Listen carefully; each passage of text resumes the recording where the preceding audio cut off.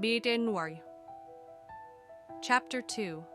Awakening in Ancient Times. Hope's eyes fluttered open, and immediately she knew something was very, very wrong.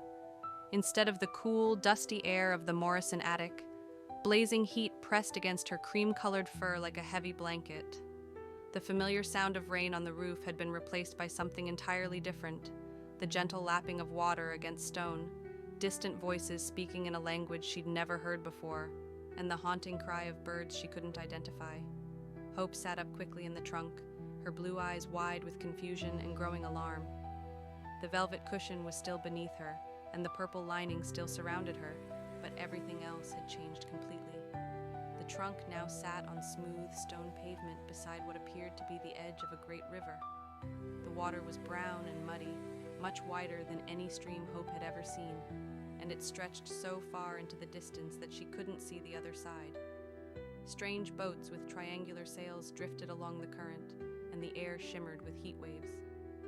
"This definitely isn't Pennsylvania," Hope whispered to herself, though she was startled to hear that she had actually spoken out loud.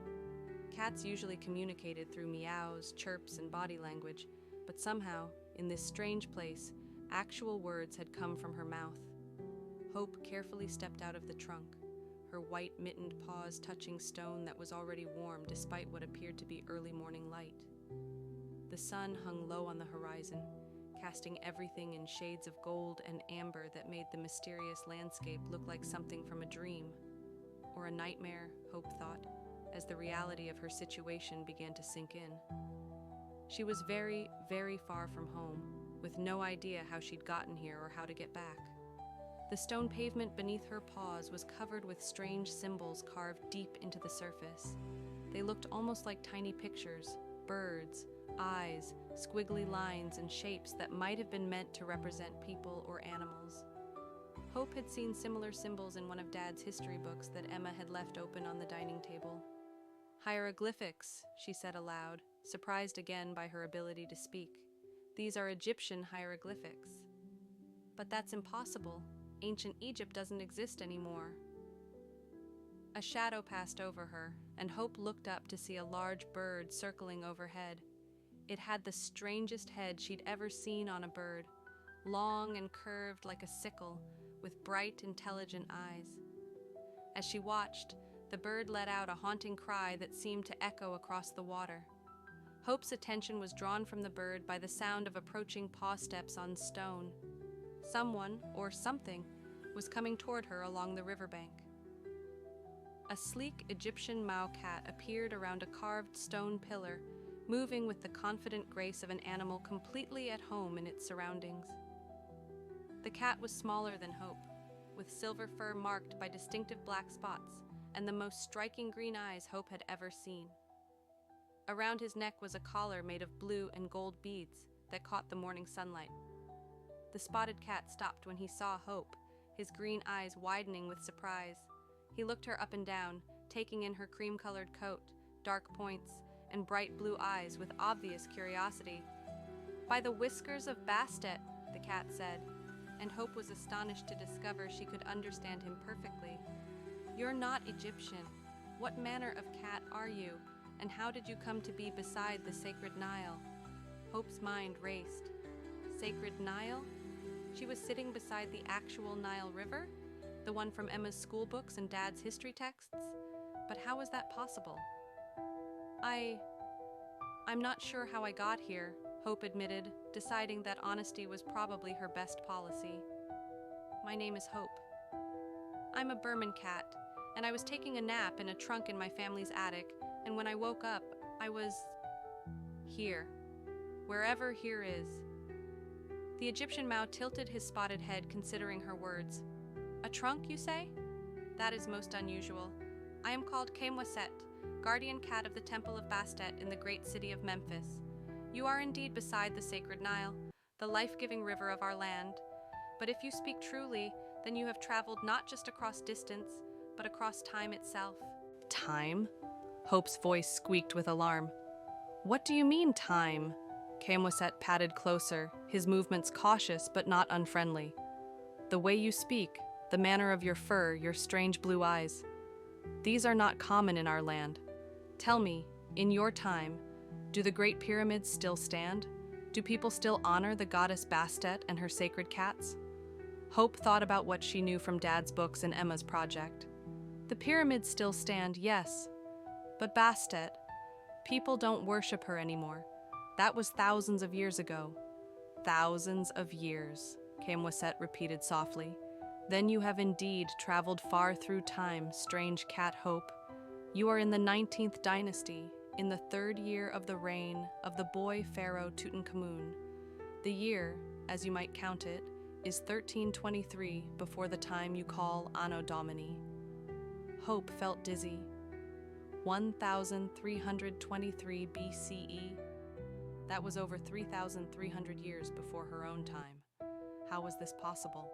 How could an old trunk in an attic transport her through time? But that's impossible, she protested. Magic isn't real. Trunks can't be time machines. Camwasset's whiskers twitched in what might have been amusement. Child of the future, you sit beside the sacred Nile in the land of the pharaohs, speaking words instead of meows, understanding the tongue of Egyptian cats. You have witnessed impossibility, and yet you deny magic? Hope looked around her with new eyes, the great river flowing past, carrying boats with designs she'd only seen in museums, the hieroglyphics carved into every surface, the strange bird still circling overhead, which, she realized with a start, looked exactly like the pictures of ibises in Dad's Egyptian mythology book. This is really ancient Egypt, she whispered. I'm really in the past. Indeed you are, Camwasset confirmed. And since the gods, or perhaps your mysterious trunk, have brought you here, there must be a purpose. Nothing happens beside the sacred Nile without reason. As if summoned by his words, the large bird Hope had noticed earlier descended gracefully and landed on a wooden post nearby. Up close, Hope could see that it was indeed an ibis, with pure white feathers and that distinctive curved black beak. But there was something almost knowing in its dark eyes as it looked at her. Even Thoth's sacred bird takes notice of you, Camwasset observed. Most interesting indeed. The morning sun climbed higher, and the temperature rose with it. Hope's thick Burman coat, perfect for Pennsylvania weather, was already making her uncomfortably warm. The stone beneath her paws radiated heat like a giant warming pad. Camwasset, she said carefully, I need to find a way back to my own time. My family will be worried if I'm gone too long. The spotted cat nodded thoughtfully. Time magic is beyond my knowledge, but there are those in Memphis who are wise in such matters. The priests of Thoth are learned in mysteries, and the temple cats have their own ancient wisdom. But first, you must understand where you are and when you are. This knowledge may be important for your journey home. Hope looked out over the mighty Nile, watching a boat loaded with what appeared to be grain sliding silently along the current. In the distance, she could see the edges of a great city, white limestone buildings rising from the riverbank, palm trees swaying in the morning breeze, and something that might have been the top of a pyramid gleaming in the sunlight. That is Memphis, Camwasset said, following her gaze. Greatest city of the two lands, home to pharaohs and gods. If answers to your mystery exist, we will find them there. Hope nodded, though her heart was racing with uncertainty.